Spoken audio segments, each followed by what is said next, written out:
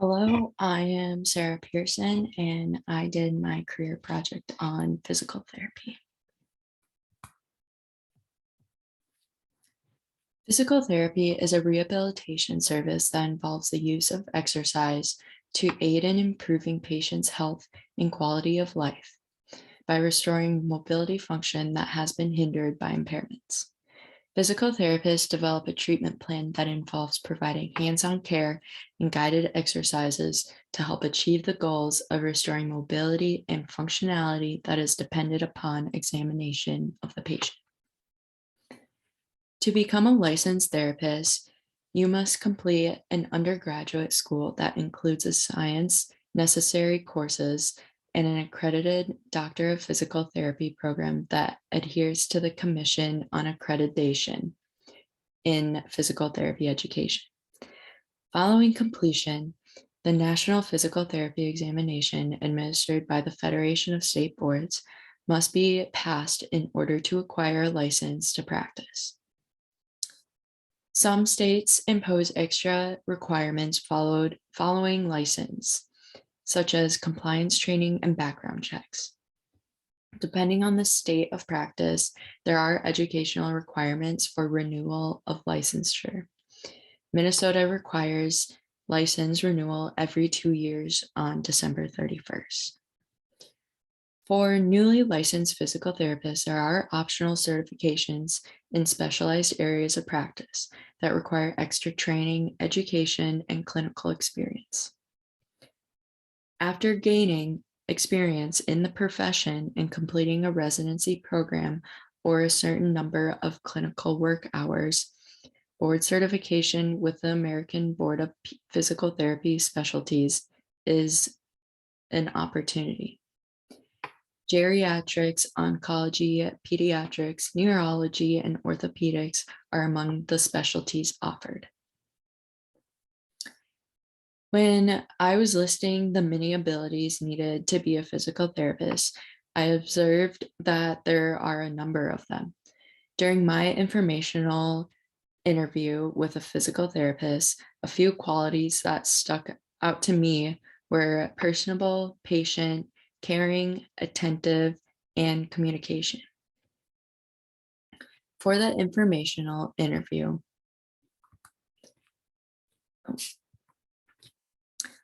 I had interviewed Brent Johnson, Doctor of Physical Therapy, who is a colleague of mine at Fairview Southdale Hospital. The highlights that stood out to me were in the 4 internship rotations done in Minnesota, one being that it had to be in a rural area, 2 of them being outpatient, and the 4th was supposed to be at a sport athletic facility, but couldn't do it due to COVID. The importance of coming to work every day and the preference for inpatient care over outpatient care are also highlighted. The explanation behind the preference for inpatient care is to see larger impacts and improve the patient's quality of life. To make this improvement of the patient's quality of life and to make an impact, the therapist must be driven and motivated by being personable and engaged in conversations. This leads to the most interesting portion of the interview, which was a memorable experience of trying to rationalize with an amputee patient who refused therapy due to his negative outlook. Dr. Johnson had discovered a shared love of music in order to truly connect with the patient. Dr. Johnson had played music during the treatment, which provided motivation and contributed to the patient's accomplishment of being able to get out of bed on their own. I had learned from Dr. Johnson that there are patients who come into the hospital convinced that the world is out to get them. This concerns me since it's difficult for me to fully see where the patient is coming from and how I can break through to the patients. University of South Florida and Concordia St. Paul, I had picked as my graduate programs based on their educational possibilities and location, because who doesn't want to live in Florida? The schools provide PT equipment for hands-on instruction so that students can get the full experience of being a PT and apply it later into their future career. The basic outline of the graduate programs all follow a 3-year completion timeline. During the first 2 years, there is more lecturing and preparation for year 3, which requires an application of knowledge and hands-on work varying from in-class to a clinical internship. Concordia St. Paul is a 111 semester credit program with 30 or more hours per week each semester. Clinical rotations are required for this degree, which lasts 8 to 12 weeks and vary in length according to the clinic's schedule.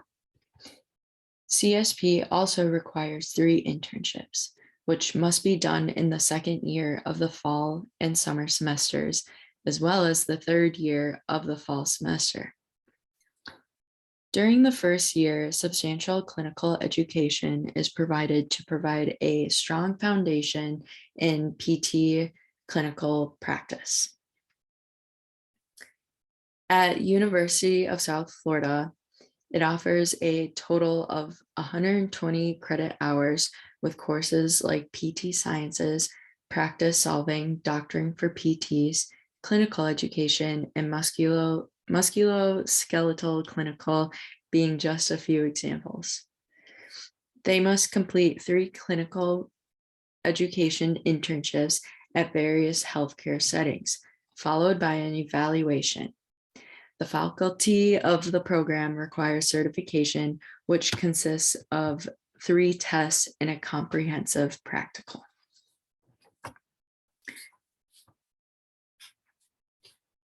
The graduate application process requires completion of science-related prerequisite classes in an accredited undergraduate program, which requires a minimum GPA of 3.0 for Concordia and 3.2 for South Florida. Before applying to CSP, you must have over 100 hours of experience, while USF requires only 20 hours, with both requiring experience in a variety of settings. Volunteering, observation, or work hours can all count towards this experience.